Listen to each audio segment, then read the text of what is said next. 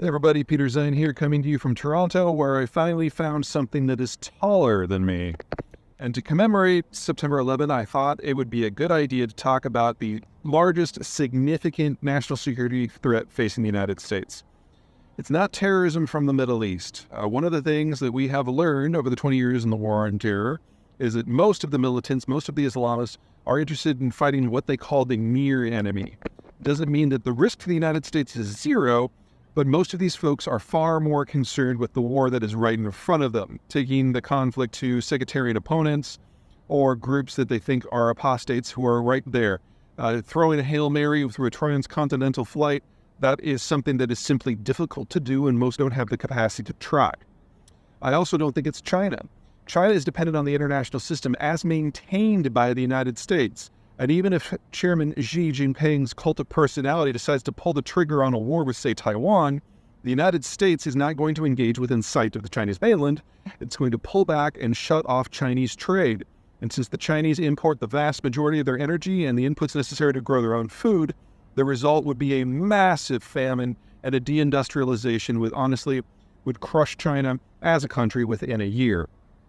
That leaves Russia. Now, Russia is obviously a concern, especially with the war in Ukraine, but as long as the war is bottled up in Ukraine or in Russia proper, then it's not coming for NATO. So while this is definitely something to keep an eye on and is a big concern, it has huge implications, I don't see, at least in the midterm, as the single largest threat the United States faces.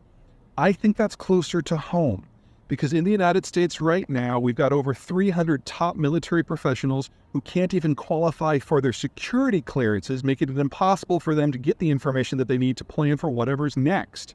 We have hobbled ourselves, or more to the point, a specific individual in Congress has done the hobbling. Senator Tuberville of Alabama has put a blanket hold on the nominations, on the confirmations of all military personnel as part of a tiff within the culture war. Now, whether you stand on that culture war, that is your prerogative, but in blocking officers from participating in their jobs, if you can't get confirmed, you can't get the information, you can't get the clearance, and you can't make a plan. So he has taken the single most powerful military force in the world and gutted its leadership's ability to lead, which means that either Senator Tuberville is one of the most skilled Chinese agents ever, or he's the dumbest person in Congress. And if you think of the personalities in Congress, that's a pretty strong statement.